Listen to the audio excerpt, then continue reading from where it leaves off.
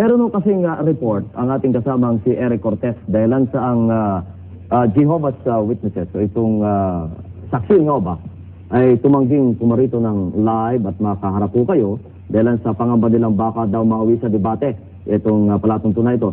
Pero pinaunakan po kami na makapanayan si Ginoong Felix Fajardo, ang ministro ng mga saksi ni Jehovah, para magpaliwanag sa kanilang paninindigan hinggil sa pagdiriwang ng Pasko. Pakinggan muna natin ang report ni Eric Cortez.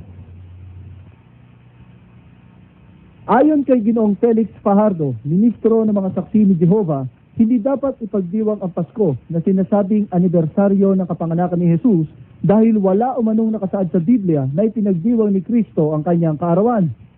Sa pagkakataon na si Jesus ay narito sa lupa, mayroong mga 33 pagkakataon dumating yung araw ng kanyang kapanganakan. Wala man lamang ni kahit isang banggit na siya ay nagdiwang ng kanyang kapanganakan.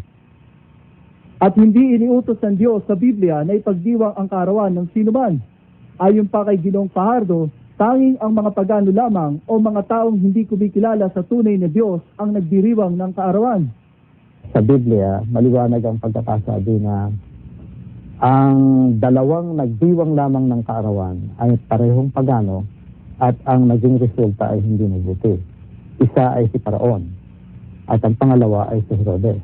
Nasabi yun sa Ecclesiastes 7:1 na ang sabi, mas mahalaga ang araw ng kamatayan kaysa sa araw ng kapanganakan.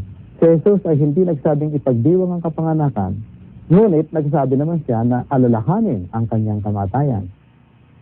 Binigyang din ni Ginoong Fajardo na hindi 25 ng Disyembre ang tunay na petsa ng kaarawan ni Kristo. Sapagkat ang sabi, noong si Jesus ay ipanganak, anya ay may mga pastol na nagbabantay sa kawan, nagbabantay sa parang ng kanilang kawan. At yun ay sa gabi. Tatanungin mo ang ordinaryong mga taga-roon sa Jerusalem, sa kasalukuyan, anong petsa kaya maaaring mangyari ito?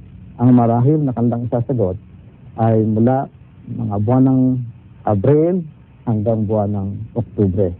Pero hindi nila sasabihin ito ay nangyari sa buwan ng Disyembre, pagkat yan ay talagang taginaw, malamig, at may mga pagkakataon pang umuulan ng niebe sa panahon noon. At ayon sa komputasyon ng mga saksi ni Jehovah, Oktubre at hindi Disyembre pinanganak si Jesus. Tinatanggap ng halos maraming relihiyon na ang kanyang kamatayan ay nangyari sa mga Abril 1. At ang kanyang edad noon, nung siya ay mamatay, ay 33 taon at 6 na buwan. Dagdagan mo lamang ng 6 na buwan pa yung kanyang kamatayan at magiging araw na ng kanyang kapanganakan, di ba?